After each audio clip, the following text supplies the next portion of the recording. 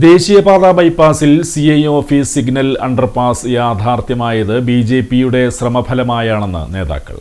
വൻ വിവാദങ്ങൾക്കും ജനകീയ പ്രതിഷേധങ്ങൾക്കും കാരണമായ കൊടുങ്ങല്ലൂർ ദേശീയപാത ബൈപ്പാസിലെ CI സിഗ്നൽ അണ്ടർപാസ് നിലവിൽ യാഥാർത്ഥ്യമായതിനു പിന്നിൽ BJP കൗൺസിലർമാരുടെയും നേതാക്കളുടെയും ശ്രമമാണെന്ന് നേതാക്കൾ അറിയിച്ചു.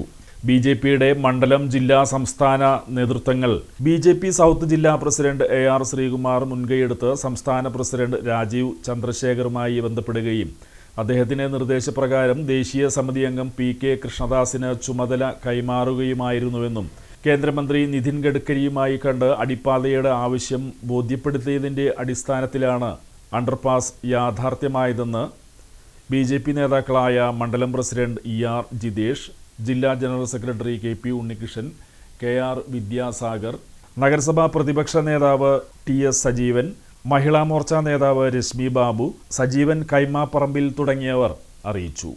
അധികാരികൾ കാണുകയും പരിശ്രമം നടത്തുകയും അതോടൊപ്പം തന്നെ അതിനുശേഷം സ്വാഭാവികമായിട്ടും നമ്മുടെ BJPയുടെ എല്ലാ തരത്തിലുള്ള കമ്മിറ്റികളും മാറുകയും മണ്ഡലം കമ്മിറ്റിയും ജില്ലാ കമ്മിറ്റിയും പുതിയ സ്റ്റേറ്റ് കമ്മിറ്റിയൊക്കെ വന്നതിന്റെ അടിസ്ഥാനത്തിൽ സ്വാഭാവികമായിട്ടും അതിൽ കുറച്ചുകൂടി വേഗതയും AR ശ്രീകുമാർ ജില്ലാ പ്രസിഡന്റായി വന്നതിന് ശേഷം എല്ലാവരും ആ പ്രദേശത്തെ ഒട്ടുമിക്ക ആളുകളും ശ്രീകുമാറുമായിട്ട് ബന്ധപ്പെടുകയും ശ്രീകുമാറിനെ വേഗത ഒപ്പിക്കുകയും പുതിയ സംസ്ഥാന പ്രസിഡന്റ് രാജീവ് ചന്ദ്രശേഖരുമായിട്ട് ബന്ധപ്പെടുകയും അദ്ദേഹം താല്പര്യമെടുക്കുകയും അദ്ദേഹം നേരെ പോയി അദ്ദേഹവും കൃഷ്ണദാസേട്ടനും പോയിട്ട് നേരെ നമ്മുടെ നിതിൻ ഗഡ്കരിയെ കാണുകയും അതോടൊപ്പം എല്ലാ കാര്യങ്ങളും രാജീവ് ചന്ദ്രശേഖർ ദേശീയ എക്സിക്യൂട്ടീവ് അംഗം PK കൃഷ്ണദാസിനെ ചുമതലപ്പെടുത്തുകയും അതിന്റെ അടിസ്ഥാനത്തിൽ സുരേഷ് ഗോപി MP കേന്ദ്രമന്ത്രി അദ്ദേഹം നിതിൻ ഗഡ്കരിയെ കാണുകയും ആ എല്ലാവർക്കും കാര്യങ്ങൾ ബോധ്യപ്പെട്ടതിന്റെ അടിസ്ഥാനത്തിൽ അത് മാത്രമല്ല നിരവധി കത്തിരിവാളുകൾ ക്ഷേത്രവുമായി ബന്ധപ്പെട്ട് ഭരണി നാളിലും ഉത്സവ നാളിലും ഉണ്ടാകുന്ന തിരക്കനുഭവപ്പെടുമ്പോൾ സ്വാഭാവികമായിട്ടും ഈ അടിപ്പാത ആവശ്യകതയാണ് ആ സമയങ്ങളിലൊക്കെ. ഇതൊക്കെ കേന്ദ്ര സർക്കാരിനെ ബോധ്യപ്പെടുത്തിയതിന്റെ അടിസ്ഥാനത്തിലാണ്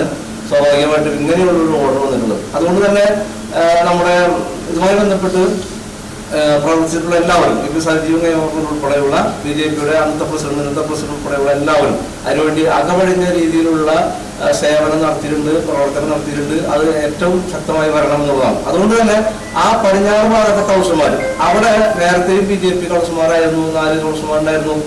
അതിനുശേഷം ഒരുപാട് കുത്തിത്തിരിപ്പുകൾ LDF UDF അവർക്കിടയിൽ നടത്തിയിരുന്നു. പക്ഷെ ഒന്നും വരെ പോകാതെ അവിടുത്തെ ജനങ്ങളിൽ ഇതൊന്നും വകവെക്കാതെ BJPയോടൊപ്പം നിന്നു എന്നുള്ളതാണ് നമ്മൾ എടുത്തു പറയുന്ന സംഭവം.